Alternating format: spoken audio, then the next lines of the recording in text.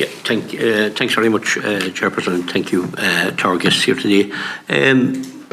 You know, you speak a lot about farmers and the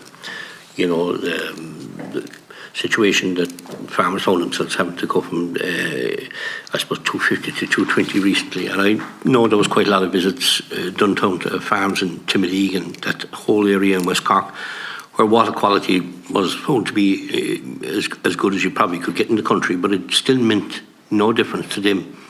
They're still in the same, thrown under the same bus as the 250, the 220, the same as if they were serial offenders.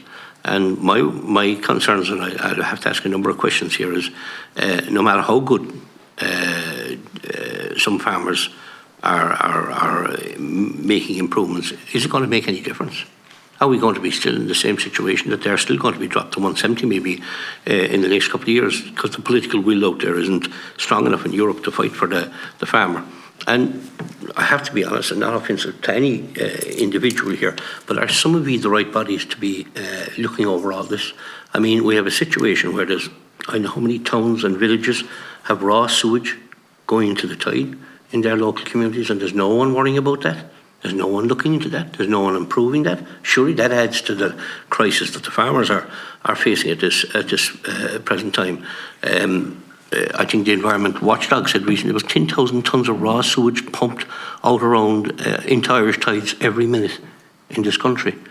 And that's coming from the towns and villages of our own country. It has nothing to do with farmers as such. And I just have to, you know, when I am talking, I look at, you know, a meeting I attended not so long ago in Shannonville in Clonakilty, where it is noted that the issue has been reported on numerous occasions to Uisce Éireann, that the stinking substance leaches into the Argroom River up to the intake pipe for Clonakilty drinking water supply scheme. 26 years this is going on. That's an astonishing amount of time. And I have actually a man that's built some houses down there, and he's willing to sit down with Uisce Éireann and put this right, willing to invest into it. And I'm 6 months trying to get somebody in Uisce Éireann just to put up their hand and say, actually, I'll talk. It mightn't happen overnight, but we'll talk to you. But if you continue to step back and allow this to go on in a community in Clonakilty, which is a huge area in Shannonville, and allow that without speaking to anybody, how can he be the body then overlooking issues that farmers might be doing in a far smaller scale? And I genuinely would like to think, first of all, someone is accountable in Uisce Éireann, put up their hand and say, well, you can contact us and we can try and put this problem right. It's only one of many in West Cork, and others I can name the towns and villages, but they're dotted around throughout the country, so I won't go individualising them, that they're raw sewage going. So, like, are you the body to oversee farmers putting things right when your own shop is in a shocking condition? Thanks. Thank you very much, Deputy. I'll go first, yeah. I'll respond initially, and colleagues may then add. I suppose generally in relation to the derogation and you know on retaining it, I don't think there's any issue around the will to seek to retain it, but it is we are operating within the legal framework of the Water Framework Directive. And that does set out the kind of criteria that need to be met in order to sustain an exception to the general rules that apply across all of Europe. We have that exception in place. It's based on objective criteria relating to Ireland, but it is conditional on us demonstrating that we're not having degradation in water quality, that we're improving those water bodies that are in substandard condition, and that the water bodies that are in good condition are not deteriorating. So that's where the focus has to be, on demonstrating that we are achieving the necessary improvements to water quality, and that's the basis on which we will seek to argue for retention of the derogation. But clearly we have to sort of improve our performance in order to be able to come with a compelling argument around it. The issue that you've highlighted in relation to raw sewage, I think the first thing to say is that, you know, that is something that is of enormous concern. It's something that's been clearly highlighted in the monitoring that's carried out by the Environmental Protection Agency in relation to wastewater discharges, and the EPA has identified the instances where that's still occurring. There is a programme of actions underway led by Uiscéireann. I'll ask Uiscéireann to expand on it in a moment. But Uiscéireann, as you know, is predominantly funded by the Exchequer. About 20% of its expenditure is funded through charges to non-domestic users. About 80% is provided by the Exchequer.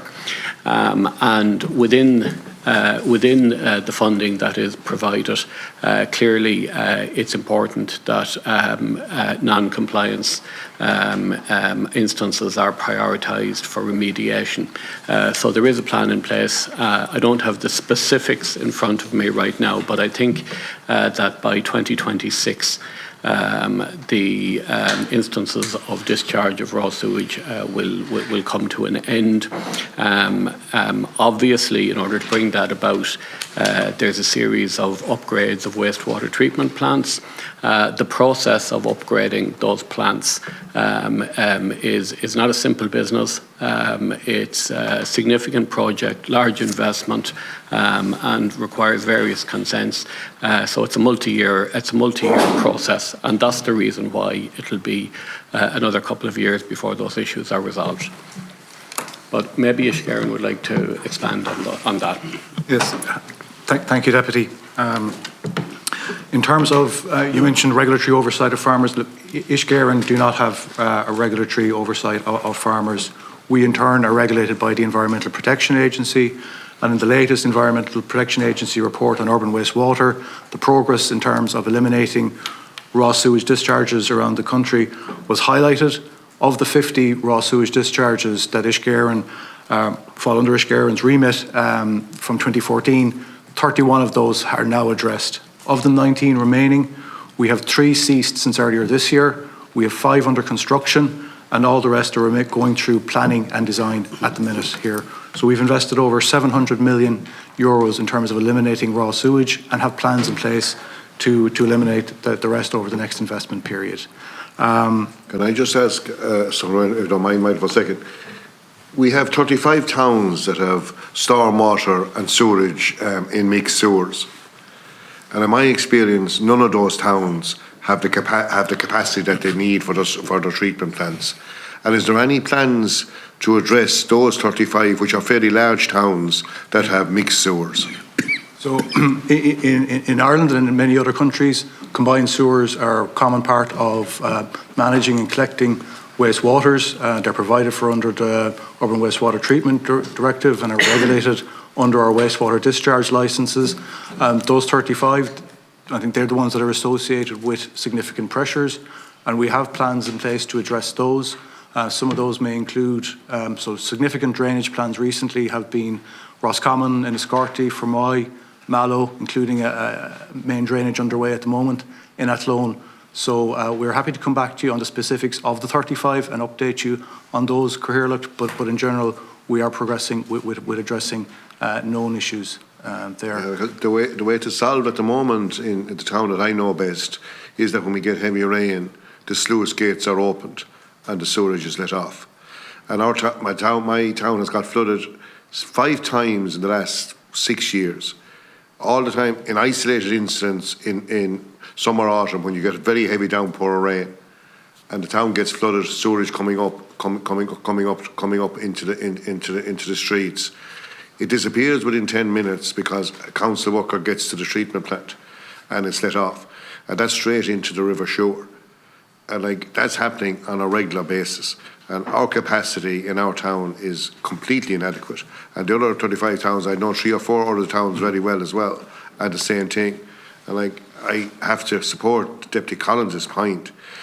Farmers are the only ones that got a penalty here with water quality.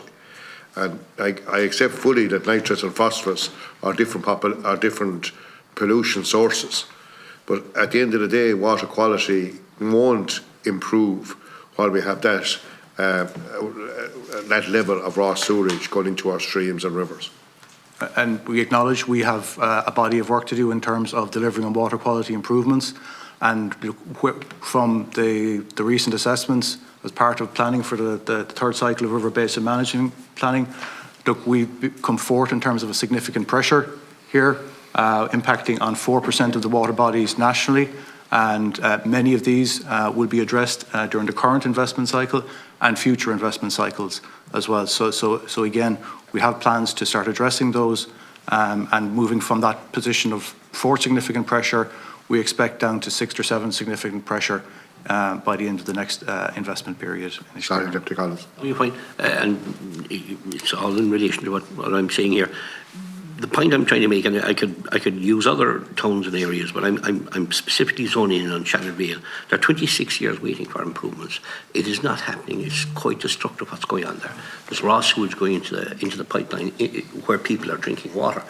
The bottom line is we can't get an opportunity to sit down with you. Ishkeer and blame the council. The council blame Ishkeer, and it's like a football game, and the people are caught up in the middle. All I'm saying is, Mr. Horgan, surely be to God there's a facility open to public representatives when we have someone that's willing to invest and work with you.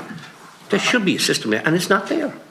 Absolutely, Deputy Collins, and I'm more than happy to take this away and come back afterwards on Shannon Vale and the specific issues that are there.